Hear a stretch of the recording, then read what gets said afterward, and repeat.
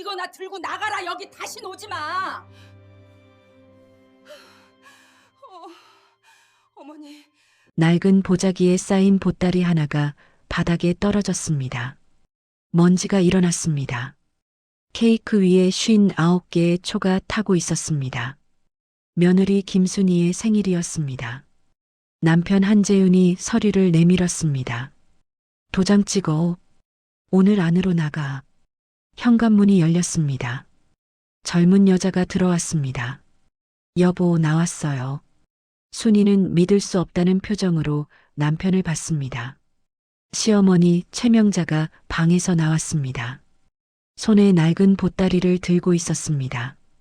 순이를 똑바로 보며 보따리를 던졌습니다. 이거나 들고 나가라. 보따리가 순이 발 앞에 떨어졌습니다. 꼴 보기 싫다. 여기 다시 오지 마. 젊은 여자가 소파에 앉으며 비웃었습니다. 빨리 나가세요. 저 피곤해서 쉬고 싶거든요. 순이의 손이 천천히 보따리를 집어들었습니다. 무거웠습니다. 쓰레기처럼 버려진 며느리에게 치매 걸린 시어머니가 던진 낡은 보따리 하나. 그 안에는 무엇이 들어 있었을까요? 30년의 침묵이 깨지는 순간 모든 것이 뒤집힙니다. 이 이야기가 궁금하시다면 지금 구독 버튼을 눌러주세요. 30년 전 삼성전자 본사 회의실이었습니다. 30년 전 삼성전자 본사 회의실이었습니다. 김순희는 프레젠테이션 화면을 가리키며 말했습니다. 이번 신제품 마케팅 전략은 2030 여성을 타겟으로 합니다. 임원들이 고개를 끄덕였습니다.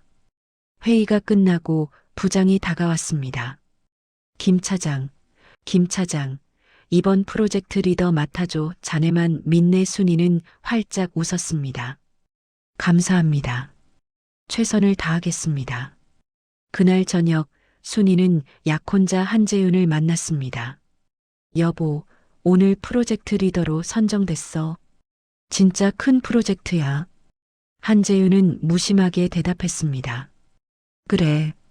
근데 우리 결혼하면 회사 그만둘 거지? 응? 왜 그만둬? 우리 엄마가 며느리는 집안일 해야 한다고 하셨어. 나도 그게 맞다고 봐. 순이는 당황했습니다. 하지만 내가 여기까지 오는데 차장이 뭐 대단해? 결혼하면 다 소용없어. 결혼 후 순이는 사표를 들고 시어머니 최명자 앞에 앉았습니다. 어머님, 재윤 씨가 회사 그만두래요.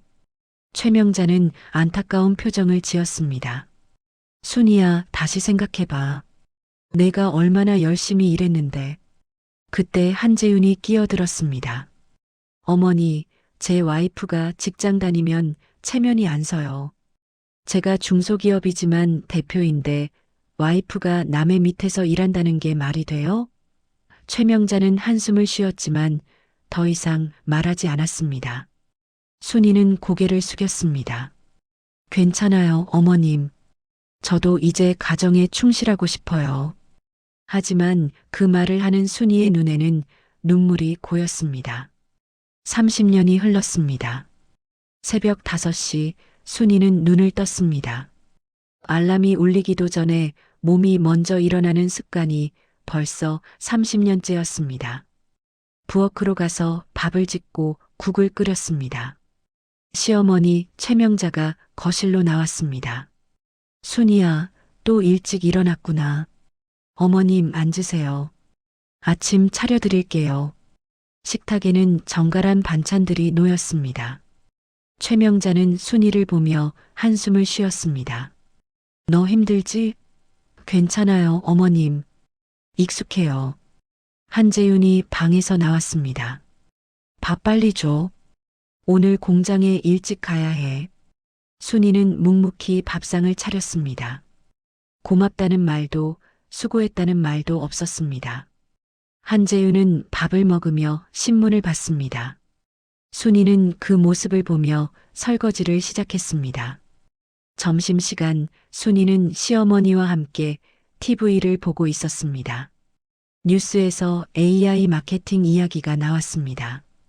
순이가 무심코 말했습니다. 어머님, 요즘 AI 마케팅이 대세래요. 제가 예전에 회사 다닐 때도 최명자가 관심 있게 들었습니다. 그래, 그때 이야기 좀 해봐. 순이의 얼굴이 밝아졌습니다. 제가 신제품 런칭할 때 말이에요. 타겟 고객 분석을. 그때 한재윤이 돌아왔습니다. 또 그 얘기야?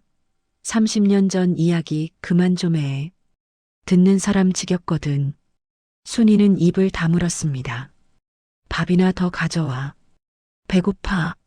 최명자가 아들을 노려봤지만 한재윤은 신경 쓰지 않았습니다. 저녁, 순이는 옷장 깊숙한 곳을 뒤졌습니다. 낡은 상자가 나왔습니다. 안에는 30년 전 명함이 들어 있었습니다. 김순이 차장, 삼정전자 마케팅팀. 순이는 명함을 쓰다듬었습니다. 눈가가 촉촉해졌습니다. 그때는 내가 누군가였는데 복도에서 한재윤의 목소리가 들렸습니다. 여보, 뭐해?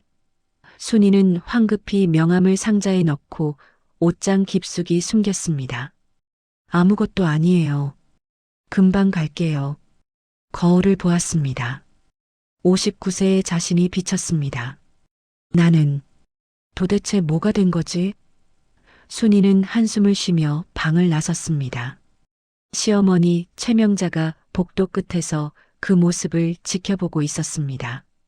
그의 눈빛은 또렷했습니다. 며칠 후 순이는 시장에 장을 보러 갔습니다. 돌아오는 길에 한재윤의 회사 앞을 지나게 되었습니다. 한성정밀이라는 간판이 보였습니다. 중소기업이지만 30년 동안 꾸준히 운영해온 회사였습니다. 순이는 무심코 회사 쪽을 보았습니다. 그때 한재윤이 한 여자와 함께 나오는 모습이 보였습니다. 젊은 여자였습니다. 30대 초반으로 보였습니다. 두 사람은 다정하게 이야기하며 걸었습니다. 순이는 발걸음을 멈췄습니다. 한재윤이 여자의 어깨에 손을 올렸습니다. 순이의 가슴이 철렁 내려앉았습니다. 집으로 돌아온 순이는 시어머니에게 말했습니다. 어머님, 방금 회사 앞에서 재윤 씨를 봤는데요. 최명자가 물었습니다. 그래, 젊은 여자랑 같이 있었어요. 되게 다정하게. 최명자의 표정이 굳었습니다. 그 여자가 누군데? 잘 모르겠어요. 처음 보는 사람이었어요. 최명자는 한숨을 쉬었습니다. 순이야, 혹시? 아니에요, 어머님. 제가 잘못 본 것 같아요. 하지만 순이의 목소리는 떨리고 있었습니다. 저녁 한재윤이 늦게 들어왔습니다. 술 냄새가 났습니다. 순이가 조심스럽게 물었습니다. 오늘 회식 있었어요? 응. 거래처 사람들 만났어. 그런데 오후에 회사 앞 지나갔는데 한재윤이 순이를 쏘아봤습니다. 왜? 감시하러 왔어? 아니에요. 그냥 장 보다가.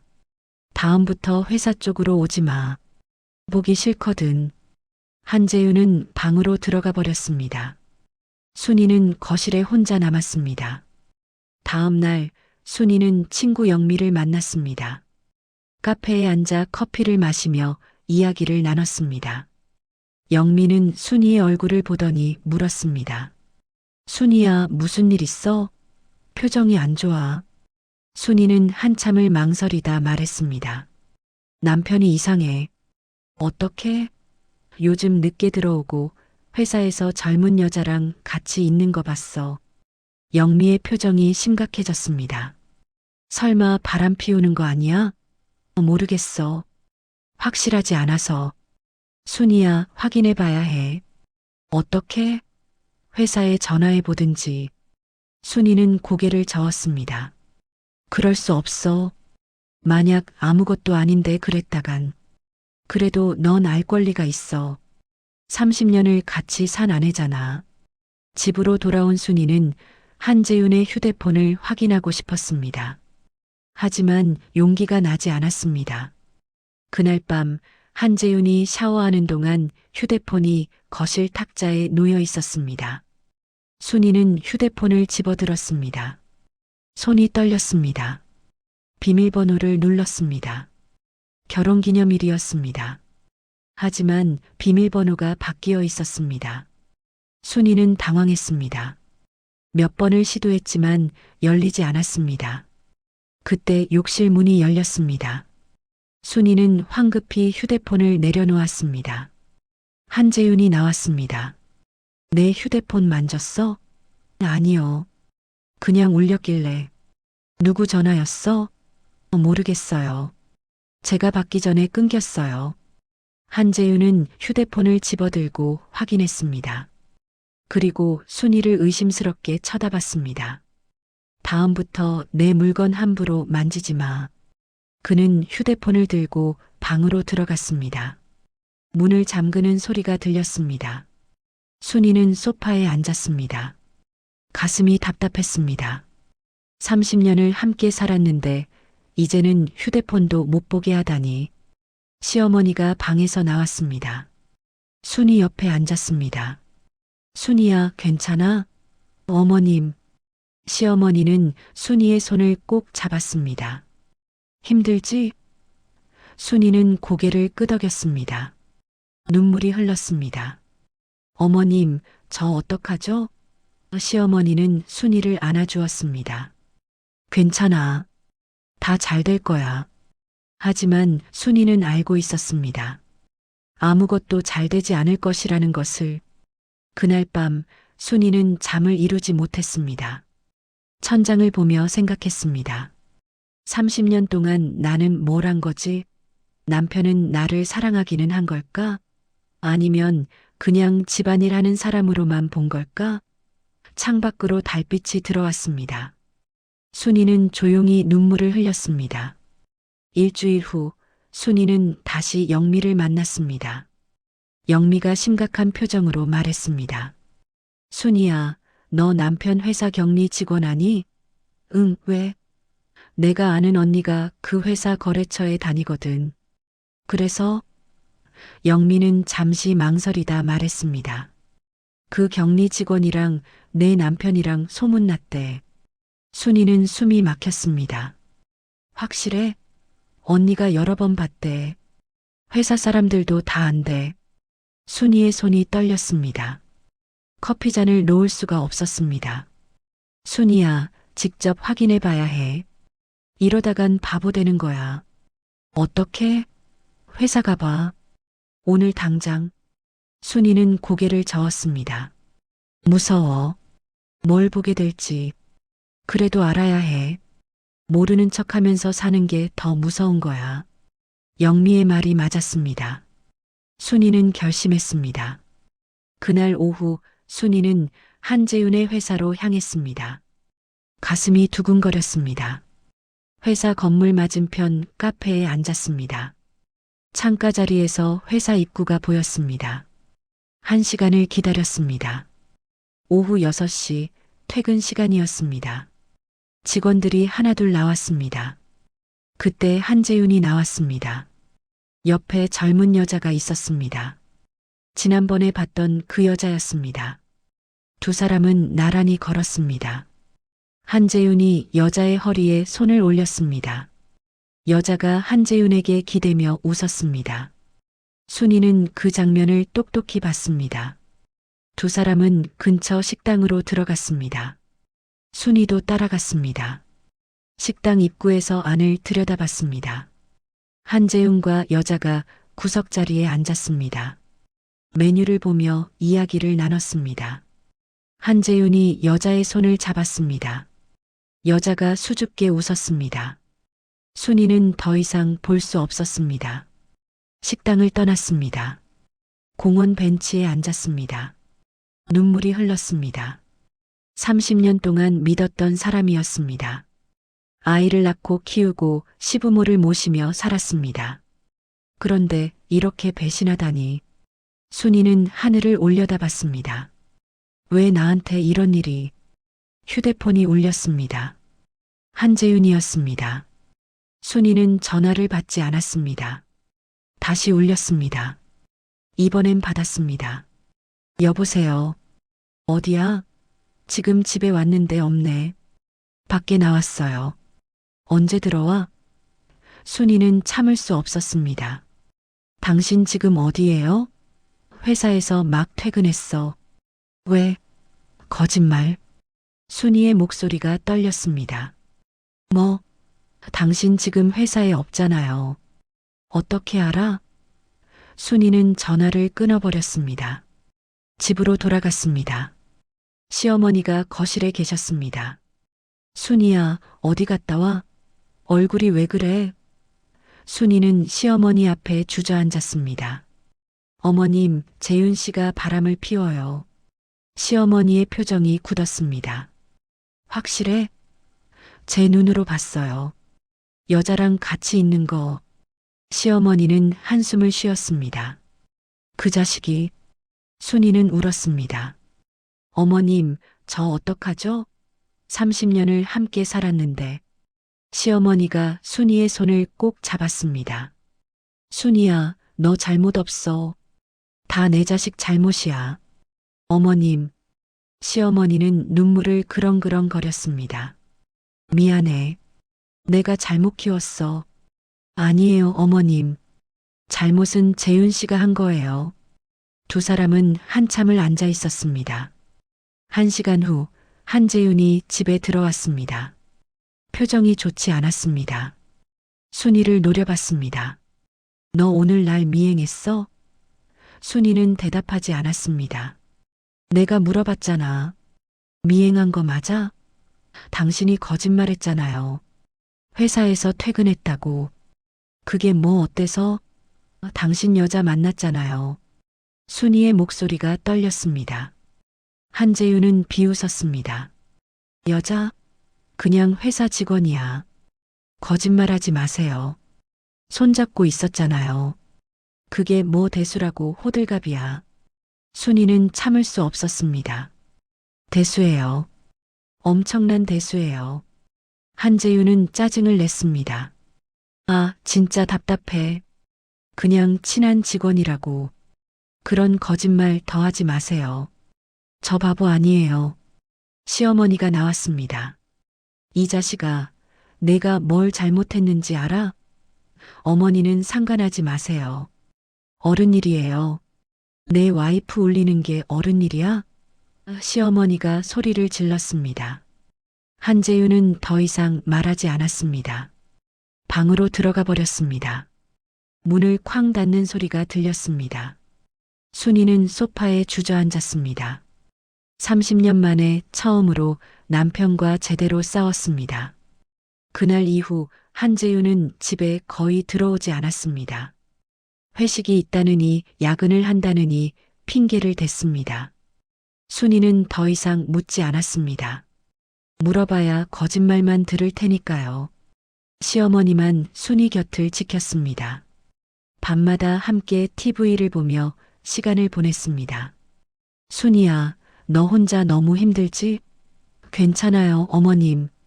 익숙해요. 익숙해지면 안 되는 거야. 시어머니는 순이의 손을 꼭 잡았습니다. 2주가 지났습니다. 순이의 59번째 생일이 다가왔습니다. 아들 민우가 전화했습니다. 엄마, 생일날 집에 갈게요. 수진이랑 미역국 끓여드릴게요. 고맙다, 민우야. 순이는 오랜만에 미소를 지었습니다. 적어도 아들은 자신을 기억해주고 있었습니다. 생일 당일 아침, 순이는 평소처럼 일찍 일어났습니다. 시어머니 아침을 준비했습니다. 어머님, 오늘 제 생일이에요. 최명자가 놀란 표정을 지었습니다. 아, 맞다. 순이야 생일. 순이는 쓸쓸하게 웃었습니다. 30년 동안 남편은 단 한 번도 자신의 생일을 먼저 기억한 적이 없었습니다. 오전 11시 민우와 며느리 수진이 도착했습니다. 엄마, 생일 축하드려요. 미역국 끓일게요. 고맙다, 얘들아. 수진은 부엌에서 정성스럽게 미역국을 끓였습니다. 민우는 케이크를 준비했습니다. 59개의 초를 꽂았습니다. 순이는 그 모습을 보며 눈시울이 붉어졌습니다. 어머님, 아버지는 안 오세요? 수진이 조심스럽게 물었습니다. 회사 일이 바쁘신가 봐. 순이는 애써 웃으며 대답했습니다. 점심을 먹으려는 순간이었습니다. 현관문이 열렸습니다. 한재윤이 들어왔습니다. 아버지 오셨어요. 민우가 반갑게 말했습니다. 한재윤은 무표정한 얼굴로 거실로 들어왔습니다. 그리고 서류 봉투 하나를 순이 앞에 내려놓았습니다. 이게 뭐예요? 순이가 물었습니다. 열어봐. 순이는 떨리는 손으로 봉투를 열었습니다. 안에는 이혼 서류가 들어 있었습니다. 순이는 믿을 수 없다는 표정으로 한재윤을 봤습니다. 아버지, 이게 무슨... 민우가 당황하며 말했습니다. 한재윤은 아들을 무시했습니다. 도장 찍어. 오늘 안으로 나가. 왜요? 갑자기 왜 이러세요? 답답해서 못 살겠어. 당신이랑은 더 이상 못 살아. 한재윤의 목소리는 차가웠습니다. 내가 뭘 잘못했어요? 순이의 목소리가 떨렸습니다. 유산도 못 받아오고 집안일만 하고 이제 보기도 싫어. 아버지, 그게 무슨 말씀이세요? 민우가 항의했습니다. 너는 빠져. 어른들 일이야. 그때 현관문이 또 열렸습니다. 여보, 나왔어요. 젊은 여자의 목소리였습니다. 순이는 고개를 돌렸습니다. 지난번에 봤던 그 여자였습니다. 30대 초반의 화려한 차림이었습니다. 여자는 태연하게 거실로 들어왔습니다. 아, 안녕하세요. 저는 박소영이에요. 앞으로 이 집 안주인이 될 사람이에요. 순이는 숨이 막혔습니다. 시어머니가 방에서 뛰쳐나왔습니다. 누구 맘대로 여길 들어와? 최명자가 소리를 질렀습니다. 빗자루를 집어 박소영에게 던졌습니다. 가정 있는 남자 홀리는 년. 당장 나가. 어머니, 진정하세요. 한재윤이 어머니를 막았습니다. 그리고 박소영을 감쌌습니다. 괜찮아. 어머니가 치매 있으셔서 그래. 치매라고요? 그럼 요양원 보내야 하는 거 아니에요? 박소영의 말에 순이는 분노가 치밀었습니다. 당신이 무슨 권리로 어머님을 요양원에 보내요? 전 이 집 새 안주인이 될 사람인데요. 당연히 의견 낼 수 있죠. 민우와 수지는 어찌할 바를 몰랐습니다. 아버지, 이건 아니잖아요. 엄마 생일인데. 민우가 말했습니다. 그래서 오늘 정리하는 거야. 깔끔하게. 한재윤은 냉정했습니다. 여기 생각보다 좋네요. 인테리어는 다시 해야겠지만. 박소영이 집안을 둘러보며 말했습니다. 순이는 더 이상 참을 수 없었습니다. 나가요. 당장 내 집에서 나가라고요. 곧 제 집이 될 텐데요. 한재윤 씨 명의니까요. 박소영은 당당했습니다. 시어머니가 다시 소리를 질렀습니다. 내 며느리는 순이야. 너 같은 도둑년은 필요 없어. 한재윤이 시어머니를 방으로 밀어 넣었습니다. 문을 닫았습니다. 걱정 마. 밥만 주면 조용할 거야. 한재윤이 박소영에게 말했습니다. 순이는 모든 것을 깨달았습니다. 남편은 이미 오래전부터 자신을 버릴 준비를 하고 있었던 것입니다. 순이는 더 이상 버틸 수 없었습니다. 알았어요. 도장 찍을게요. 나도 더 이상 여기 있고 싶지 않아요. 순이는 서류를 집어들었습니다. 엄마. 민우가 놀라 소리쳤습니다. 됐어, 민우야. 이제 끝이야. 순이는 도장을 꺼내 서류에 찍었습니다. 한재윤은 만족스러운 표정으로 서류를 받아들었습니다. 잘 생각했어. 이제 짐 싸고 나가. 오늘 당장요? 당연하지. 박소영이가 이사 올 건데 당신이 있으면 불편하잖아. 순이는 방으로 들어가 짐을 싸기 시작했습니다. 30년 동안 모아온 것들이 고작 캐리어 하나였습니다. 옷 몇 벌과 화장품, 그리고 낡은 상자 하나. 상자 안에는 30년 전 명함이 들어 있었습니다. 순이는 명함을 꺼내봤습니다. 김순희 차장, 삼정전자 마케팅팀. 눈물이 흘렀습니다. 그때로 돌아갈 수만 있다면. 시어머니 방문이 열렸습니다. 최명자가 낡은 보따리를 들고 나왔습니다. 순이를 똑바로 봤습니다. 그리고 보따리를 순이에게 던졌습니다. 이거나 들고 나가. 보따리가 순이 발 앞에 떨어졌습니다. 먼지가 일었습니다. 어머님, 이게 뭐예요? 나가면서 버리고 가거라. 최명자는 고함을 질렀습니다. 순이는 보따리를 집어들었습니다. 무거웠습니다. 어머님 건강하세요. 무슨 일 있으면 꼭 전화하세요. 순이는 자신의 전화번호가 적힌 종이를 시어머니 손에 쥐어줬습니다. 최명자는 눈물을 그렁그렁거리며 순이의 손을 꼭 잡았습니다. 너 행복해야 해. 시어머니의 목소리가 또렷했습니다. 순이도 눈물이 흘렀습니다. 걱정 마세요. 잘 살게요. 순이는 시어머니를 안아들렸습니다. 마지막 작별이었습니다. 거실로 나왔습니다. 박소영이 소파에 누워 있었습니다. 빨리 나가세요. 저 피곤해서 쉬고 싶거든요. 한재윤도 거들었습니다. 재산 분할은 나중에 변호사 통해서 연락할게. 순이는 쓴웃음을 지었습니다. 됐어요. 난 아무것도 필요 없어요. 엄마, 그래도. 민우가 말했습니다. 어머니 모신 거로 생색 내지 마. 며느리면 당연히 할 일이지. 밥값 했다고 생각해. 한재윤의 말은 비수처럼 순이의 가슴을 찔렀습니다. 순이는 캐리어와 보따리를 들고 집을 나섰습니다. 뒤에서 박소영의 웃음소리가 들렸습니다. 드디어 나갔네요. 이제 우리 집이에요. 순이는 뒤를 돌아보지 않았습니다. 30년을 살았던 집이었지만 이제 더 이상 자신의 집이 아니었습니다. 거리는 어두웠습니다. 저녁 8시였습니다. 순이는 어디로 가야 할지 몰랐습니다. 휴대폰을 꺼내 영미에게 전화했습니다. 수가, 나 순이야. 순이야, 무슨 일이야? 목소리가 왜 그래? 나 집에서 쫓겨났어. 오늘 하루만 재워줄 수 있을까? 당장 와. 주소 보낼게. 택시를 탔습니다. 창밖으로 도시의 불빛이 지나갔습니다.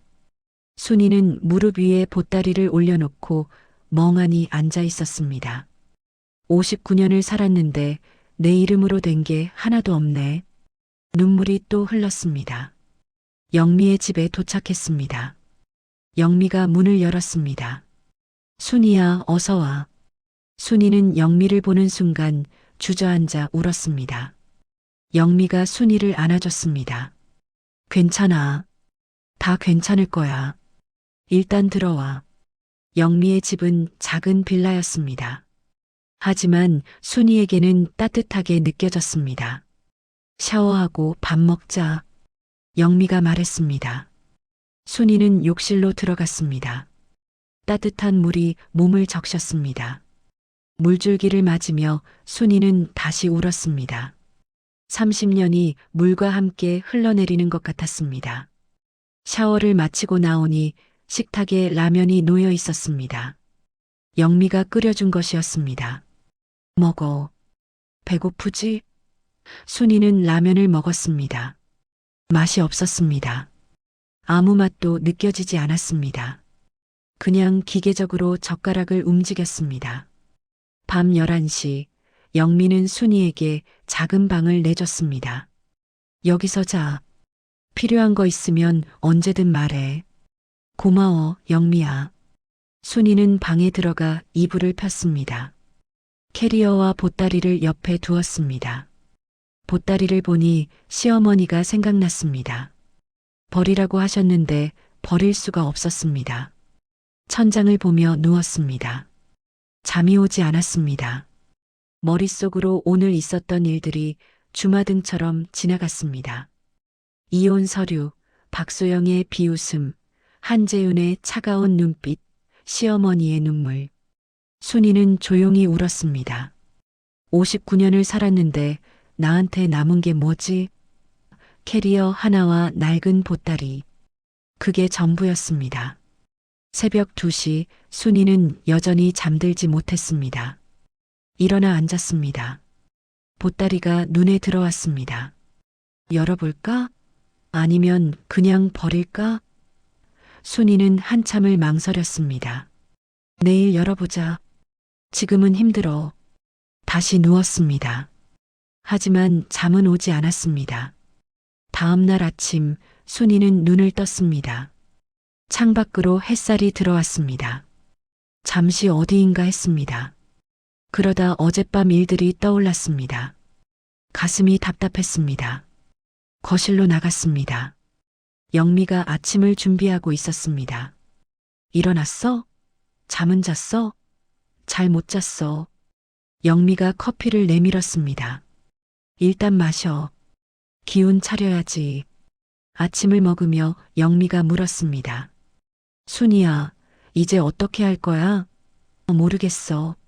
아직 생각이 안 나. 일단 집부터 알아봐야 하는 거 아니야? 영원히 내 집에 있을 순 없잖아. 미안해, 영미야. 신세 지게 돼서. 무슨 소리야? 친구 잠깐 재워주는 게 뭐가 미안해. 며칠 있다가 알아볼게. 순이는 고개를 숙였습니다. 식사를 마치고 영미는 출근했습니다. 순이는 혼자 남았습니다. 거실 소파에 앉았습니다. 캐리어와 보따리가 방 한쪽에 놓여 있었습니다. 순이는 보따리를 바라봤습니다. 시어머니가 던진 보따리. 버리라고 하셨지만 도저히 버릴 수가 없었습니다.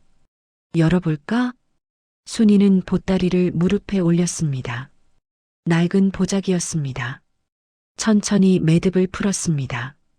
손이 떨렸습니다. 보자기를 펼쳤습니다. 안에서 서류 봉투와 통장, 그리고 편지들이 나왔습니다. 이게 뭐지? 첫 번째 봉투를 열었습니다. 등기부등본이었습니다. 순이는 서류를 읽었습니다. 강남구 소재 건물. 소유자 김순이. 순이는 숨이 멎었습니다. 내 이름? 날짜를 확인했습니다. 30년 전이었습니다.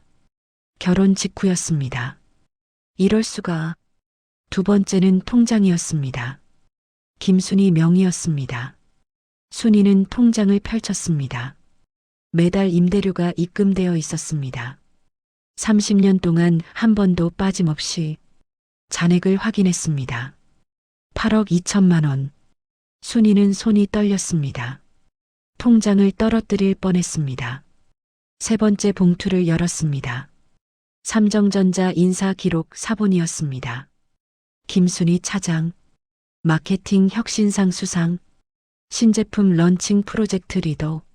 순이가 퇴사하기 직전의 기록이었습니다. 누가 이걸 복사해뒀지? 시어머니였습니다. 시어머니가 30년 동안 보관하신 것이었습니다. 마지막으로 편지가 있었습니다. 시어머니의 자필이었습니다. 순이는 떨리는 손으로 편지를 펼쳤습니다. 순이야, 내 아들이 너를 버린 걸 오래전부터 알았다. 너는 훌륭한 사람이었어. 회사 그만두지 말라고 했지. 이 건물은 30년 전 내가 내 이름으로 산 거야. 내 돈으로 샀어. 아들은 몰라. 매달 임대료가 내 통장에 들어갔어. 넌 몰랐겠지만 나는 준비했어. 절대 저놈들한테 지지 마라. 내 삶을 살아라. 누구의 아내도 며느리도 아닌 김순이로 살아라. 시어머니 최명자. 순이는 그 자리에 주저앉았습니다. 편지를 가슴에 안고 엉엉 울었습니다. 어머님, 어머님. 시어머니는 모든 것을 알고 있었습니다. 아들의 배신을, 손자들의 무관심을, 그리고 순이의 헌신을 30년 동안 준비하셨던 것입니다. 며느리가 버려질 날을 대비해서 한참을 울고 나니 마음이 조금 진정되었습니다. 순이는 서류들을 다시 펼쳤습니다. 건물 등기부등본을 자세히 읽었습니다. 강남구 역삼동 3층 건물. 현재 시세를 검색했습니다. 약 120억 원. 순이는 믿을 수 없었습니다. 통장을 다시 확인했습니다. 30년 동안 매달 1,000만 원씩 들어왔습니다.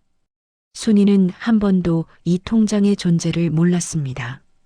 시어머니가 비밀로 하셨던 것입니다. 인사 기록을 봤습니다. 자신이 얼마나 유능한 직원이었는지 새삼 깨달았습니다. 마케팅 혁신상, 프로젝트 리더. 그런데 그 모든 것을 포기했습니다. 결혼 때문에. 순이는 편지를 다시 읽었습니다. 누구의 아내도 며느리도 아닌 김순이로 살아라. 눈물이 또 흘렀습니다. 하지만 이번엔 슬픔의 눈물이 아니었습니다. 감사의 눈물이었습니다. 어머님 감사합니다. 정말 감사합니다. 휴대폰을 꺼냈습니다. 영미에게 전화했습니다. 수가, 나 순이야. 순이야, 왜? 무슨 일 있어? 영미야, 나 지금 당장 만나야 해. 보여줄 게 있어. 뭔데? 전화로는 설명 못해. 와줄 수 있어? 알았어. 점심시간에 집으로 갈게. 영미가 올 때까지 순이는 서류들을 정리했습니다. 하나하나 다시 확인했습니다. 이게 정말 현실일까? 어제까지만 해도 아무것도 없었는데 오늘은 120억 원짜리 건물 주인이 되었습니다. 그리고 8억이 넘는 예금이 있었습니다. 점심시간 영미가 도착했습니다. 순이야, 무슨 일이야? 이거 봐. 순이는 서류들을 보여줬습니다. 영미는 서류를 읽으며 눈이 점점 커졌습니다. 이게 뭐야? 내 이름으로 된 건물? 그리고 이 통장은? 시어머니가 주신 거야. 30년 전부터 준비하신 거래. 영미는 입을 다물지 못했습니다. 순이야, 이거 진짜야? 진짜야. 나도 어제까지 몰랐어.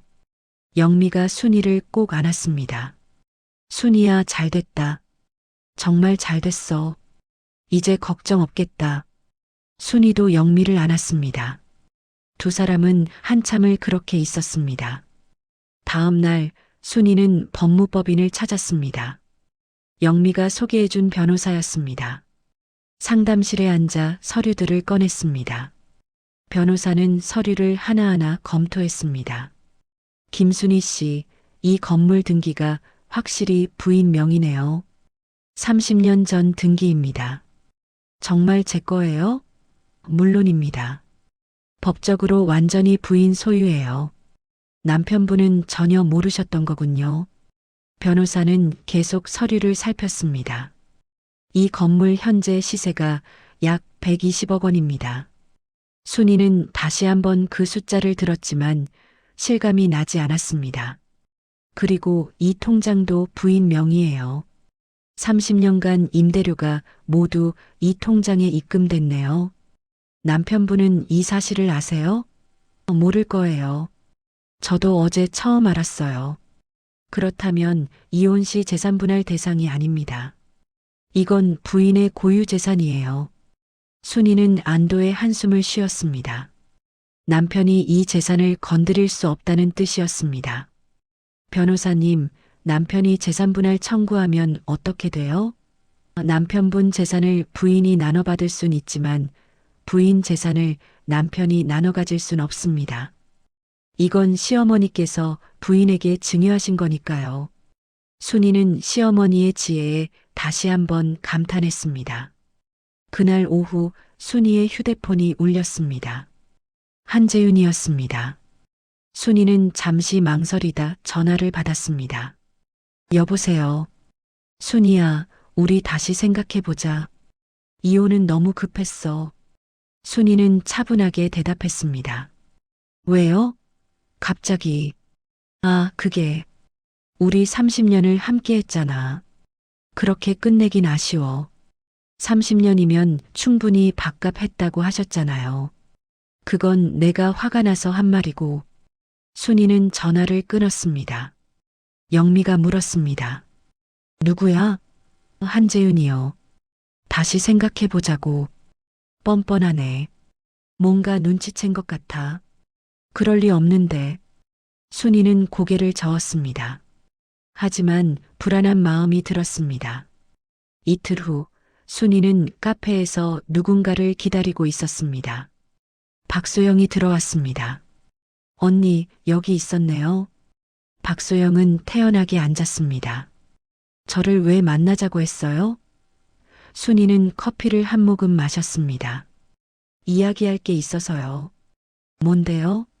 언니, 우리 어른스럽게 정리해요. 재산 반만 주세요.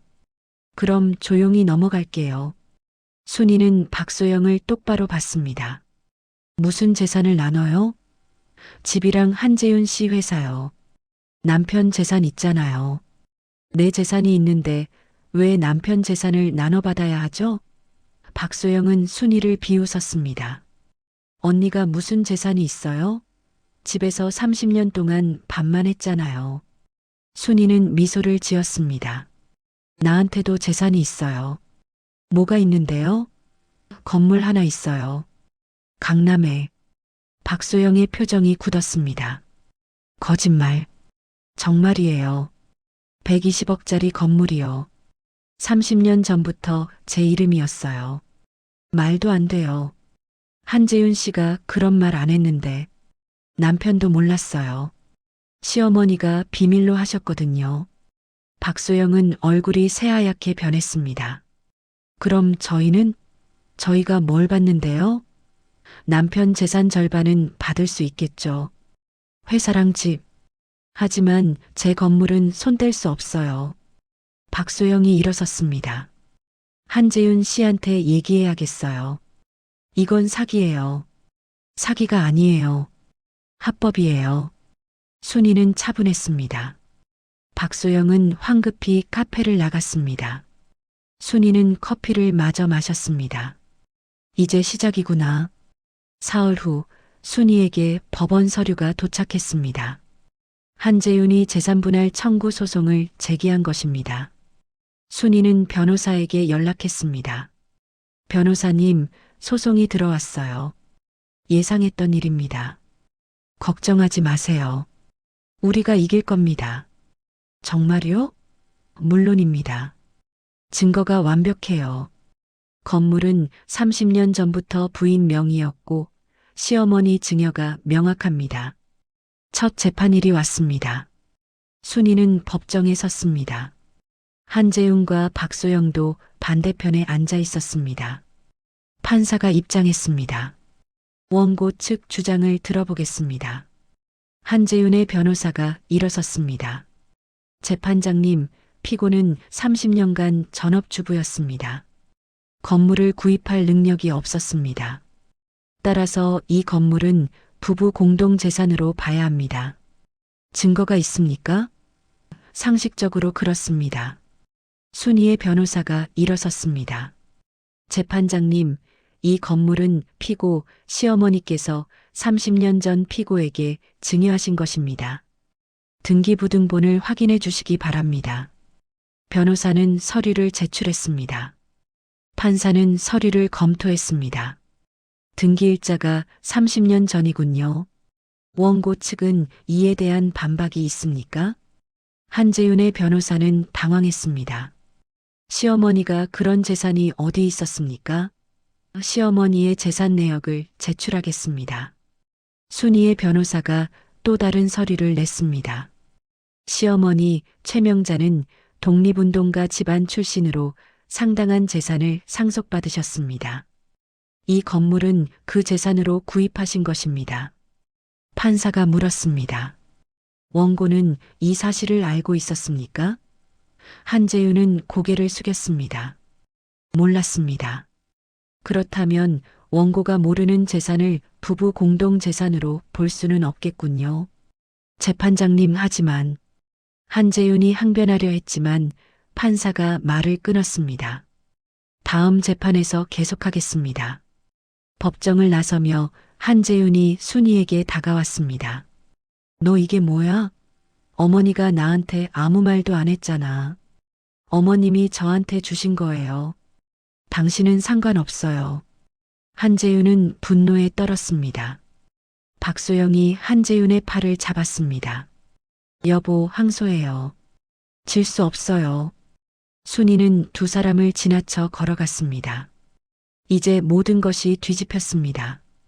재판은 두 차례 더 진행되었습니다. 한재윤은 여러 가지 주장을 했지만 모두 기각되었습니다. 마지막 재판날 판사가 판결을 선고했습니다. 원고의 청구를 기각합니다.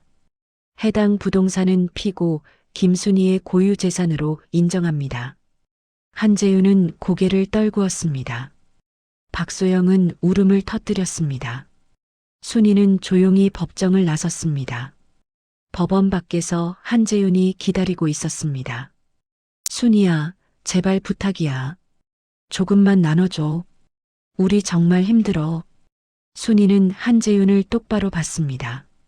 30년 전에 제가 회사 그만두지 말라고 했을 때 들어줬어야죠. 그때는 몰랐어. 이제 와서 몰랐다고 하면 뭐가 달라지나요? 순이는 한재윤을 지나쳐 걸어갔습니다. 박소영이 뒤에서 소리쳤습니다. 언니, 너무한 거 아니에요? 순이는 돌아보지 않았습니다. 한 달이 지났습니다. 순이는 아파트 하나를 계약했습니다. 강남의 작은 아파트였습니다. 혼자 살기에 적당했습니다. 이사하는 날 영미가 도와주러 왔습니다. 순이야, 여기 정말 좋다. 그치? 나도 마음에 들어. 짐은 많지 않았습니다. 캐리어 하나와 몇 개의 상자, 그리고 시어머니가 준 보따리. 순이는 보따리를 서랍 깊숙이 넣었습니다. 평생 간직할 것입니다. 저녁, 순이는 혼자 베란다에 섰습니다. 도시의 불빛이 반짝였습니다. 어머님, 저 이렇게 새로 시작해요. 걱정하지 마세요. 순이는 중얼거렸습니다. 그때 휴대폰이 울렸습니다. 아들 민우였습니다. 엄마, 새 집으로 이사했다며? 응, 오늘 이사했어. 축하해요. 나중에 수진이랑 놀러 갈게요. 고맙다, 민우야. 엄마, 할머니 소식 들었어요? 순이의 가슴이 철렁했습니다. 무슨 소식? 할머니가 돌아가셨어요. 어제. 순이는 휴대폰을 떨어뜨릴 뻔했습니다. 뭐라고? 아버지가 연락했어요. 장례식은 내일부터래요. 순이는 눈물이 흘렀습니다. 알았어. 내일 갈게. 전화를 끊고 순이는 주저앉았습니다. 어머님, 시어머니는 순이가 새 삶을 시작하는 것을 보고 떠나신 것입니다. 다음 날 순이는 장례식장으로 갔습니다. 영정 앞에 섰습니다. 시어머니의 사진 속 미소가 따뜻했습니다. 어머님, 감사했어요. 정말 감사했어요. 순이는 절을 올렸습니다. 한재윤과 박소영도 장례식장에 있었습니다. 하지만 순이는 그들을 신경 쓰지 않았습니다. 장례를 치르고 며칠 후 순이에게 병원에서 편지가 도착했습니다. 시어머니가 남긴 마지막 편지였습니다. 간호사가 전해준 것이었습니다. 순이는 떨리는 손으로 편지를 펼쳤습니다. 순이야, 내가 이 편지를 쓸 때쯤이면 아마 정신이 없을 거야. 그래도 꼭 하고 싶은 말이 있어. 넌 훌륭한 사람이었어. 내 아들이 너의 빛을 가렸을 뿐이야. 이제 내 이름으로 살아라. 누구의 아내도 며느리도 아닌 김순이로 살아라. 늦지 않았어. 59살도 새로운 시작이 될 수 있어. 행복해라.